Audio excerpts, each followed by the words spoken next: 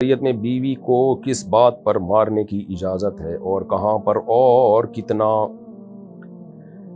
اس پر میں تفصیلی بیان کر چکا ہوں کہ کن صورتوں میں شریعت نے بیوی پر ہاتھ اٹھانے کی اجازت دی ہے۔ کیونکہ یہ بہت پیچیدہ ٹاپک ہے، اس پہ میں نے ادھوری بات کی تو لوگ اس کا ناجائز فائدہ اٹھانا شروع کر دیتے ہیں، بیویوں پہ ظلم کرنا شروع کر دیتے ہیں۔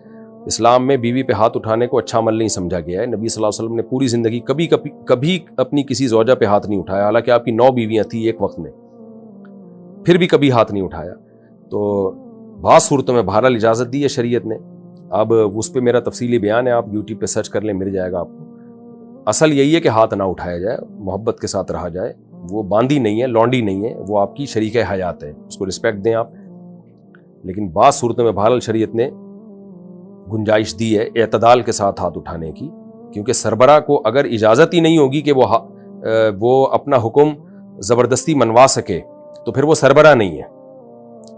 گورنمنٹ سربراہ ہے نا، تو گورنمنٹ کو یہ اجازت ہے کہ جب کوئی وہ ایسا لا جو ہمارے فائدے کے لیے جب وہ گورنمنٹ دیتی ہے، اگر ہم اس کو نہیں فالو کرتے تو گورنمنٹ کو یہ اجازت ہے کہ وہ پنشمنٹ دے سکتی ہے، سزا دے سکتی ہے۔ تو مرد بھی گھر کا سربراہ ہوتا ہے، گھر بھی ایک چھوٹی سی ریاست ہوتی ہے، تو شریعت نے مرد کو یہ اتھارٹی دی ہے کہ اگر آپ کے ماتحت جائز باتوں میں بھی آپ کی بات نہیں مان رہے اور اس سے فسادات ہو رہے ہیں تو حتی الامکان تو برداشت کریں آپ۔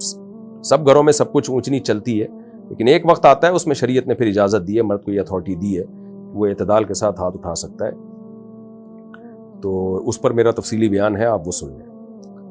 اور ایسے پرسنل لوئیت کے مسائل چینل پہ نہ پوچھا کریں، کیونکہ میں جب بتاؤں گا تو اس سے جو پہلے ہی سے ظالم جابر مرد ہیں نا، جو بد اخلاق ہیں، وہ جری ہو جاتے ہیں اپنی بے گناہ عورتوں پہ اور ظلم بڑھ جاتا ہے۔ کچھ مرد ویسے ہی جنگلی ہوتے ہیں، وہ گاؤں دیہاتوں میں بہت اس طرح بعض علاقوں میں ظلم ہوتا ہے، کوٹتے ہیں ڈنڈوں سے بلا وجہ ایک ذرا ذرا سی باتوں پہ، تو وہ اور جری ہو جاتے ہیں پھر ان چیزوں سے۔